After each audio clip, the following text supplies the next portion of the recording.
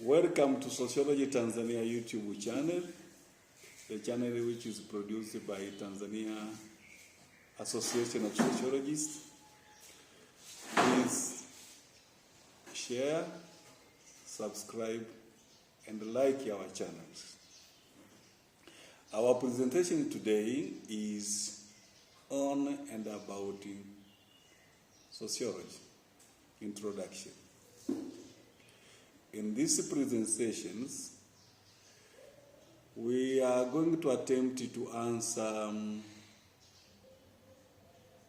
three questions. One, what is sociology? Two, is sociology a science? Three, what do sociologists do? We hope you will enjoy our presentations.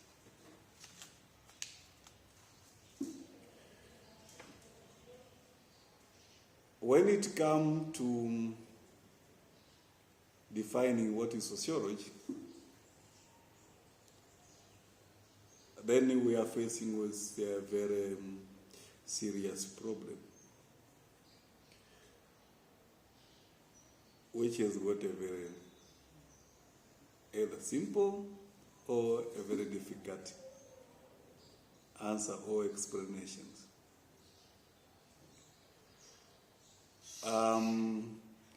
It will depend whether you define sociology from an intellectual perspective or philosophical questions or an academic questions.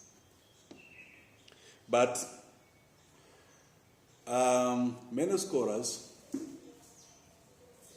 have come out with a very simple definitions which answers the questions, what is sociology? And that definition is, sociology is a scientific study of the society. Then that creates another question. What is a society? A society simply means you, me, and whatever we interact with. Let's say members of your family, members of your political party, members of the religion denomination where you go now and then, or members of your social group. And the sociology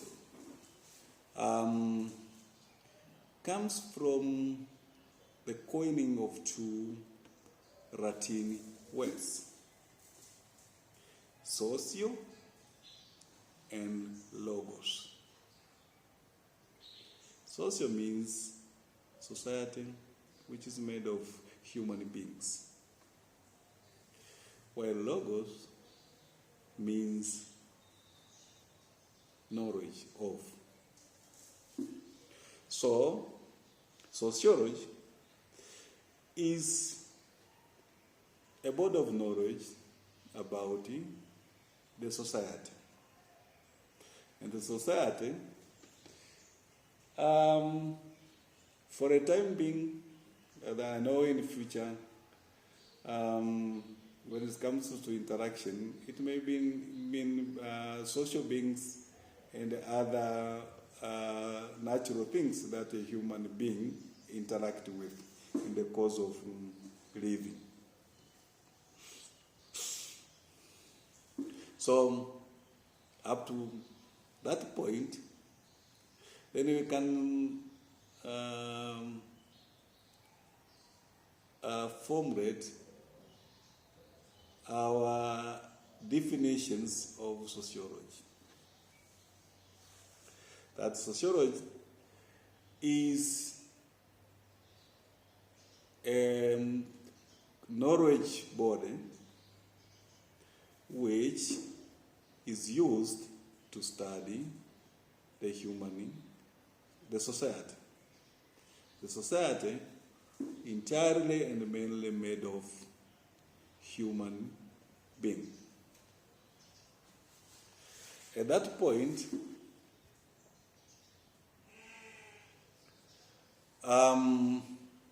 sociology is both,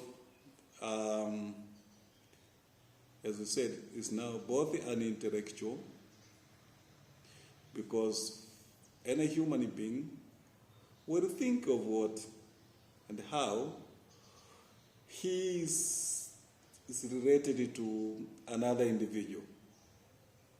Even if you are not a sociologist, even if you are not trained as a sociologist, but at that time you think of who is your mother and how are you related with, who is your father and how are you related with, how do you interact with your neighbors and whatever, what do you do, how do you achieve that, how do you live in peace, how do you do that, and so on and so on. So that is at an intellectual level. But as an academic, as an academic discipline,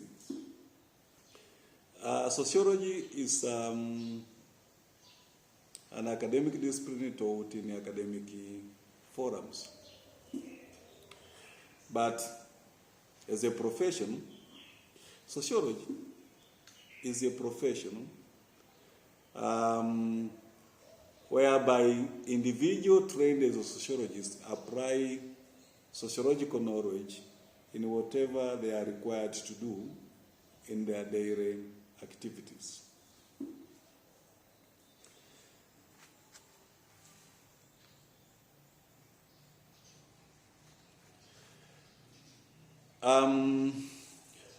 Then that gives us an opportunity to go to the second question.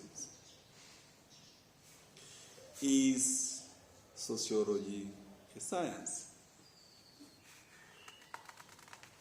This is a very interesting question. And in Tanzania is even more interesting. In academic circles in Tanzania, the academic is divided into three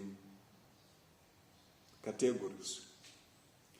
We have got science, we have got business, and we have got subject discipline matters. So there are science subjects. They call science which covers history, physics, chemistry, and biology. Then there are business category which covers commerce, bookkeeping, and accounts. Then we have got the so-called art category, which covers history, geography, Kiswahili, development studies, languages, English language, and whatever. But because we are sociologists, we think differently. There's nothing which is not science. So, in Tanzania, to be it safe, we will rather start saying, I'm studying natural science, and another one will say, I'm studying social sciences. So the natural sciences is what covers history, what covers physics, chemistry, and biology. Of course, as one advances, then he goes into other sciences, botany, geology, biochemistry, and whatever. So those are natural sciences concerned with natural sciences. But on the other side, and the opposite side, we have got the social sciences. The sciences which is concerned with matters which affect the human being. Geography affects human being. History is concerned with the human being.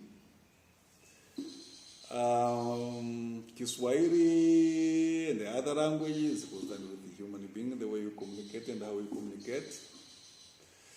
Then we have got sociology, which of course is study the society in its entirety. Society as a whole. Now, and then later on maybe we can see what is a science before dividing into natural or social.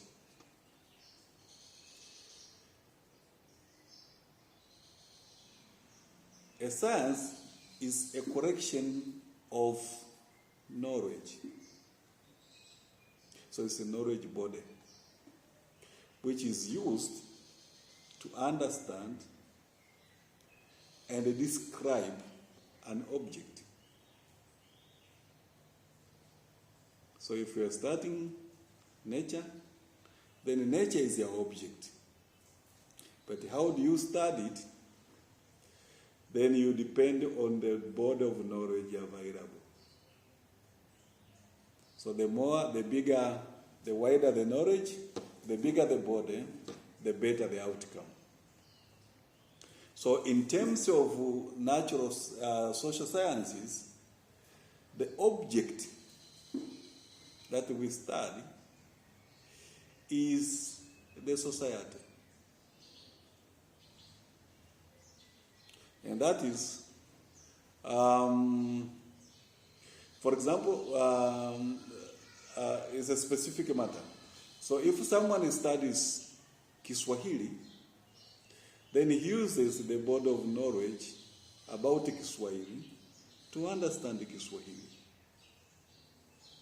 If you study political science, politics, then you use your political knowledge to study politics. If you wanted to study economics, then you use the collective knowledge to study economics. But for sociology, we use scientific knowledge about the society to study the society. So for one thing to be a science, which we said is a systematic body of knowledge, it qualifies to be scientific if it have 1, 2, 3, 4, 5, 6 characteristics. And the one characteristic which qualify a study to be a science is that it employs scientific method. For example, if we're a teacher of Kiswahili, then you don't write a sentence by starting it with a question, because that is not going to be a statement, that is going to be a question. But you can tell the difference between a statement and a question from the way it is formed. So how you know how to form a question, and you know how to form a statement based on the knowledge which the systematic body of knowledge that exists about forming a Kiswahili statement or a Swahili question. So for sociology, there are existing body of knowledge which are used to study sociology or to conduct sociological study. Another characteristic which qualify a professional or a discipline or a subject to be a science is that it studies facts. And the facts means something which is existing, which is really, which can be presented or described. So for sociology, the subject matter that we study is human being or society. The third characteristic which qualifies something to be scientific is universalism. By universalism, it means it is done the same everywhere.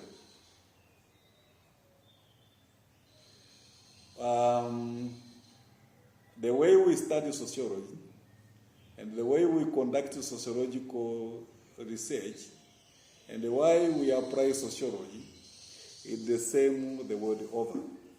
It's the same in the US, it's the same in Europe, it's the same in Kenya, the same in Uganda. So that is qualifying sociology to be a science. Another characteristic which qualifies sociology to be a science is its ability to see and relate the cause and the effect. And at the end of discovering the cause and the effect, we end up with a product which is called a theory. And we have sociological theories. And with a theory, we can understand better the phenomena or anything or any subject matter which is affecting or related to the society. For example, if we say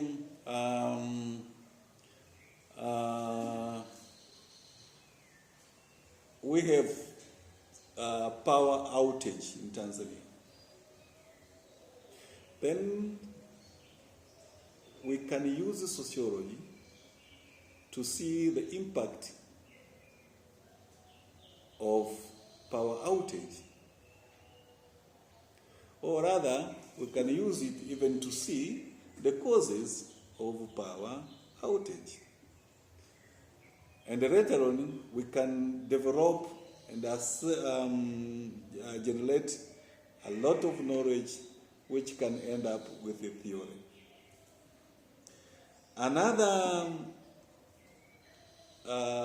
characteristic of something which is scientific is its ability to enable the verifications. That if I state today that poverty is inequality lead to conflict in the society, then if someone is able, even when I'm not there, to verify it and go through what I've done and arrive to the same conclusion that I have concluded. and that it can be generalized and applied to other areas. There might be some finer differences which is localized, but they will point to the same thing. And the last characteristic of something which is scientific is its ability to support predictions. That if we see the variables, like if the child is not given support, moral, physical, and the mental support, that child will end up a spoiled child. So the end that child is going to be a spoiled child is a predictions. And normally that prediction turn out to be true. Let's say we have a political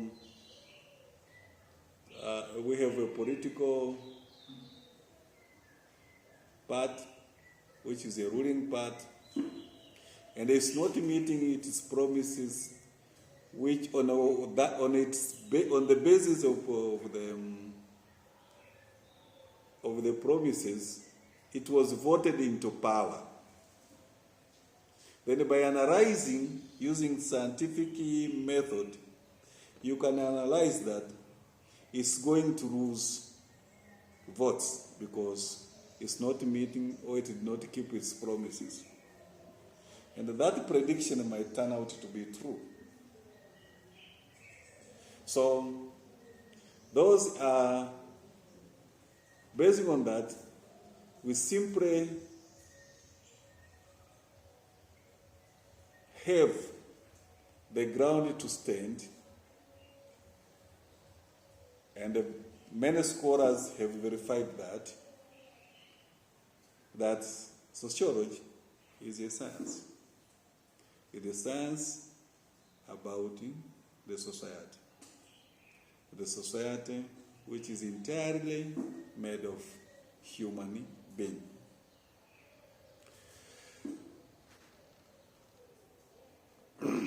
With that having said, then let's go to our last questions. What do sociologists do? Now you know what is sociology. We know that sociology is a science. Maybe that will give you an appetite, or will argue to go and study, to want to study sociology. That's the question, what are you going to do with your sociology academic attainment, be it a degree, or being at a postgraduate degree, or being at a PhD? What are you going to do with the sociology, a board of knowledge that you have collected, whatever is academic discipline? How do you practice it? And where do you practice it?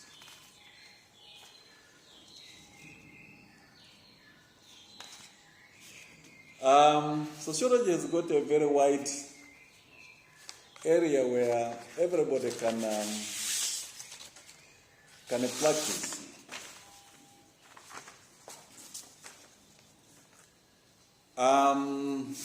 Most of the sociologists employed with them or at the universities where they do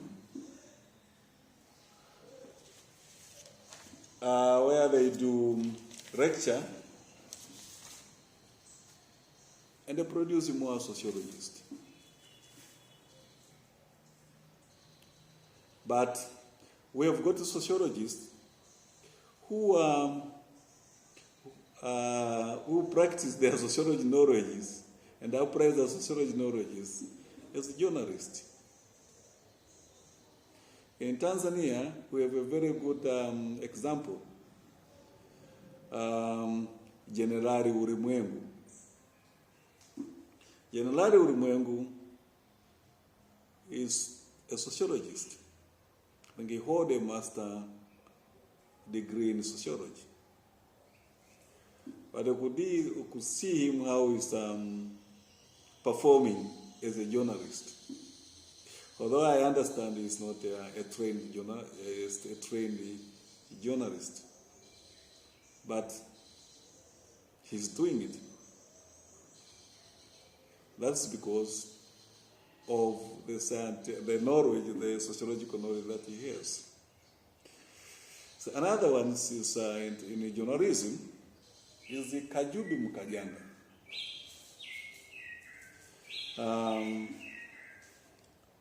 Because within the sociology knowledge, you become a very good public speaker because of the knowledge of the society. You know what the society needs, you know how they can get it, and you know how they can get what they need. So directing them where to go, then that is very easy. But generally, sociologists do research using scientific knowledges, sociological knowledges, and sociological theories.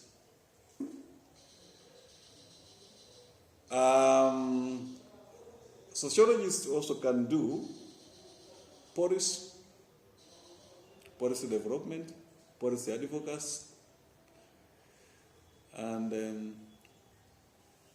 and so on and so on. But to make it very simple and understandable, career of development of someone who has been academically trained as a sociologist, there are 3 areas. One is basic sociology. In the basic sociology, your concern will be to produce knowledge. And you produce it by conducting research, sociological research. So in that category, on a basic sociology, we've got the lecturers in universities and the researchers. Another category where sociologists can develop their career is in public sociology. In a public sociology that deals with policies, policy development, policy formulation, policy advocacy. And if you remember, we were accused by an economist, and we were accused by the medical and the social scientist. Because policies is what drive the government to do what it had to do. So if the policy is wrong, the outcome is going to be wrong. I'm not saying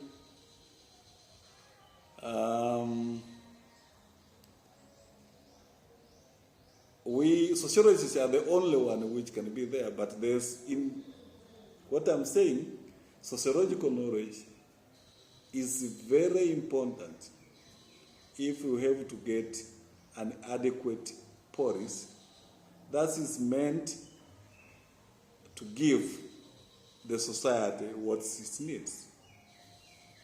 But if you go and evaluate the policies we have today, they clearly shows, they clearly indicate the deficiency of sociological knowledge.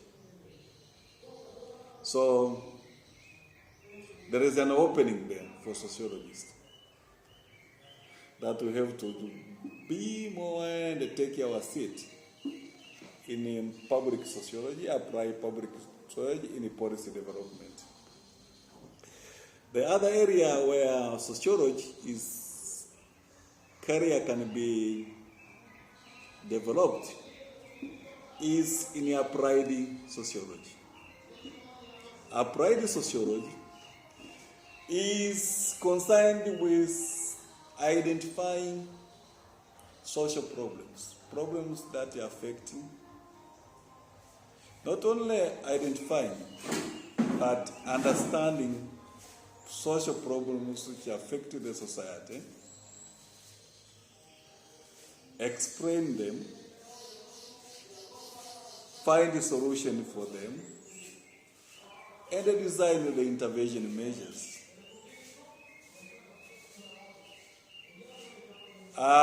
If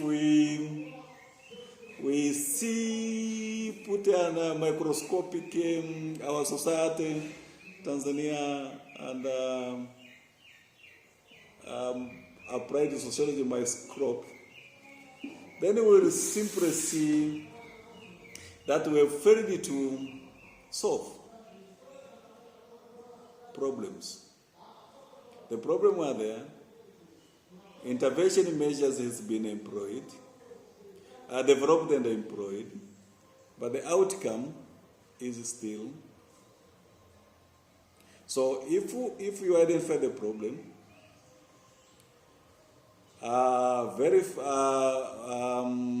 design the intervention measures, and the problem continue, then means there's something wrong somewhere. And that something wrong somewhere is the deficiency of sociological input in identifying, describing, and designing solution and intervention measures against those problems.